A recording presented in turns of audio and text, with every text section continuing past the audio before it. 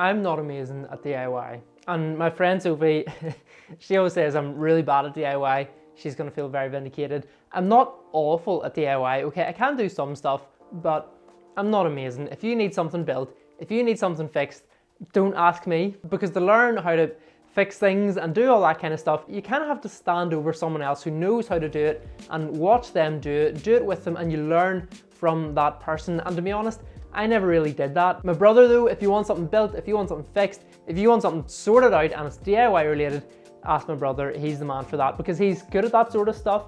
He watched my dad do it, he helped him, and then like the jobs he's had, he's just developed those skills, and those are skills that I haven't developed, and I'm okay with that, kind of. But I guess it's the same in every area of life, that if you want to get good at something, you've kind of got to watch how other people do it. You've got to learn from them, maybe stand over their shoulder, they let you have a wee go and you try it and you're maybe not very good, but you develop those skills by practicing, but also by watching other people, by seeing how they do it and trying to imitate them. And sometimes I think it takes us a wee while to twig on that this is actually the same spiritually, that if we want to grow spiritually and develop spiritually, a really great way to do that is to kind of stand over the shoulder, so to speak, of someone who is maybe really great at praying, or really great at studying the Bible, or who is very generous, those sorts of things. Someone who is very godly, maybe further along than us in the faith.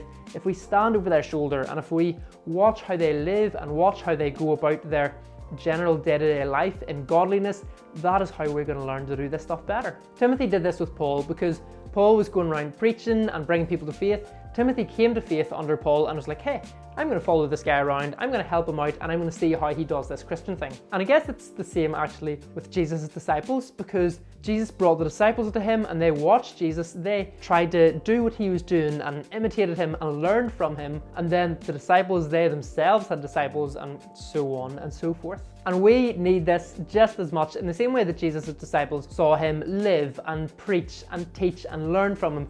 We need someone to do that too, because listen, we live in the 21st century and we're so blessed to have access to millions of amazing sermons. We can read books, we can watch vloggers, we've got amazing YouTube channels, we've got all of these brilliant resources that can help us to learn the faith and help us to grow in godliness and just know how to do Christianity. And that's great, but it doesn't replace the real thing, because listen, the stories that the pastor is given in those sermons, those are stories that he's chosen to share with you. And the same with like a vlog, if you're saying, okay, this is how this Christian person goes about their daily life, they're showing you the things that they're choosing to show you. They're not being dishonest. I've done vlogs, they were kind of fun, but they're showing things that they want you to see, and you maybe don't see how they discipline their kids, or how diligent they are at work, or what they say and how they respond whenever some driver cuts them off. But whenever you have a Christian in your life who you can look up to and you can spend some time with, you can see how they are in those moments, what their character's like, how they react whenever someone is just a total melter on the road. And it is a really good, really valuable thing, really valuable relationship to have in your life. But listen, I realize not everyone is going to have that, and so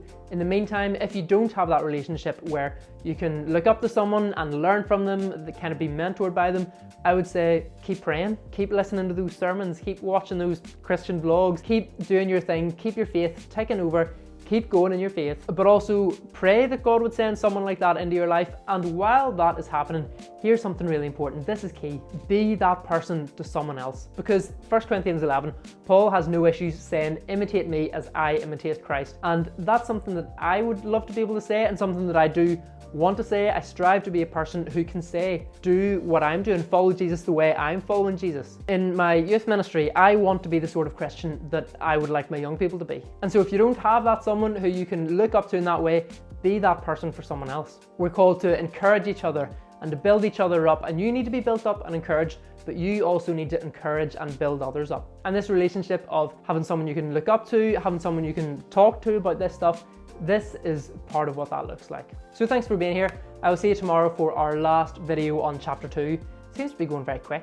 Maybe it's just me. But anyway, see you then. God bless. Am I doing this?